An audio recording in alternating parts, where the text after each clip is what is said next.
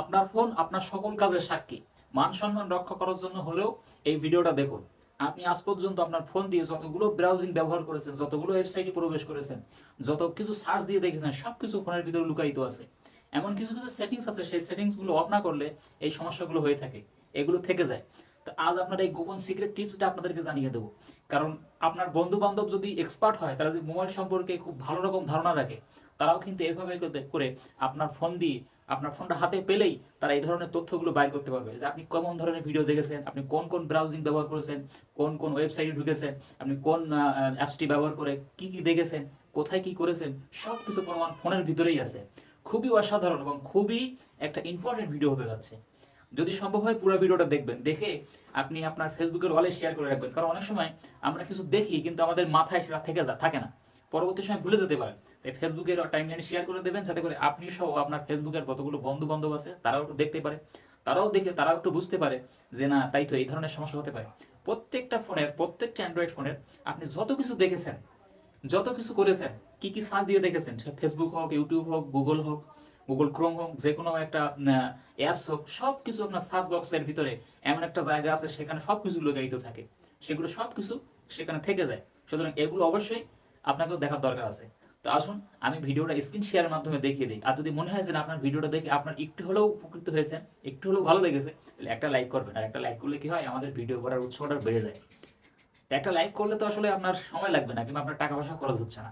আশা করি আমার ভিডিওতে একটা লাইক করবেন। আর যদি সম্ভব হয় আমার ইউটিউব চ্যানেলের সঙ্গে যুক্ত হবেন, আর আমার ফেসবুক পেজের সঙ্গে যুক্ত হয়ে আমাদের পরিবারের সঙ্গে যুক্ত হয়ে যাবেন। তো চলুন আমি আমার মোবাইলের হোম স্ক্রিনে চলে যাই।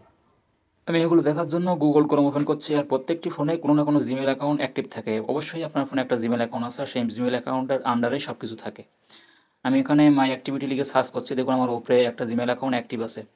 তাই মাই অ্যাকাউন্টে ঢুকলাম, মাই অ্যাক্টিভিটি ঢুকলাম, নিচে আসলাম, এখানে ডিলিট অপশনে প্রবেশ করছি। ডিলিট অপশনে প্রবেশ করার পর দেখতে পাবেন যে এখানে আপনি ৩ নম্বর অপশনটা আমি ক্লিক করব। ৩ নম্বর অপশনটা ক্লিক করার পর দেখতে পাচ্ছেন এখানে আমি যতগুলো ব্রাউজিং বা যতগুলো জায়গায় সার্চ দিয়েছি সব সার্চগুলো এখানে দেখাচ্ছে। তো এখানে নেক্সটে ক্লিক করে ডিলিট করে দেব। ডিলিট করে দিলে আমার এগুলো সব রিমুভ হয়ে যাবে।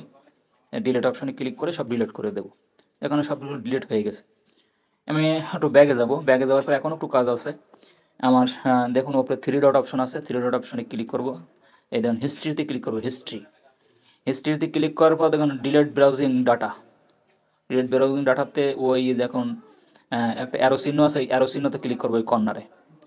অ্যারো চিহ্নতে ক্লিক করার পর অল টাইম সিলেক্ট করলাম। অল টাইম সিলেক্ট করার পরে দেখতে পাবেন এবার এখানে দেখেন ফেসবুক, ইউটিউব, গুগল সব কিছু চলে আসছে। আমি ওখানে ডিলিট করে দিলাম, এখানেও সব কিছু ডিলিট হয়ে গেল, আমার হিস্ট্রি সব কিছু ডিলিট হয়ে গেল। আপনার এবার ফেসবুকেরটা দেখবো যে ফেসবুকের সার্চ ইঞ্জিনের হিস্ট্রিগুলো কি সেখানে আছে কিনা। আমি আমার ফেসবুকে চলে যাচ্ছি, আমার প্রোফাইল পিকচারে ক্লিক করলাম। আমার প্রোফাইল পিকচারে ক্লিক করার পর 3 ডট অপশনে ক্লিক করলাম, এখানে অ্যাক্টিভিটিতে ক্লিক করলাম। একটু স্ক্রল করে সাইটে আসবো, সাইটে এসে দেখতেছি এখানে হিস্ট্রি, সার্চ হিস্ট্রি বলে একটা অপশন আছে। এই যে সার্চ হিস্ট্রিতে ক্লিক করলাম।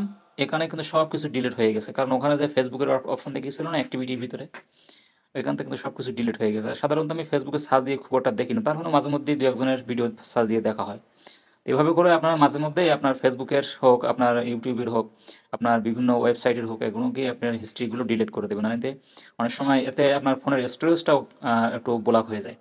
অসংখ্য ধন্যবাদ ভিডিওটা দেখার জন্য।